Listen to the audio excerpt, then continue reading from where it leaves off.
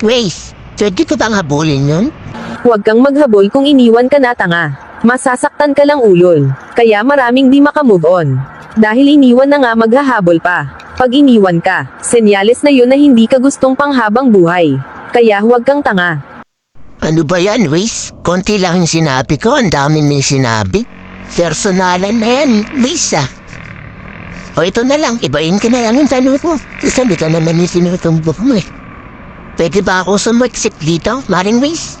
Huwag mong ipagsiksikan ang sarili mo, bobo. Kung wala ng space para sa'yo, dumistansya ka na lang, tanga. Kung patuloy mong ipagsiksikan ang sarili mo, masasaktan ka lang sa mga makikita mo. Ay nako, Maring Grace. Pinipersonal mo naman yung mga sagot mo eh. Anong tinatamahan si Rayaunan? Hindi naman yan yung tanong ko pero parang pinaparinggan mo yung mga nanonood Marami kasing tanga sa mga nanonood eh. Iniwan na nga, naghahabol pa. Sa bagay, tama ka, Grace. Ayan guys, wag tayong tanga. Kasi pati si Grace alam niya yung tanga tayo eh. Iniwan na nga tayo, maghahabol pa tayo. Wala na nga tayong space na ipagsiksikan pa natin yung sarili natin. Kaya wag tayong tanga mga guys.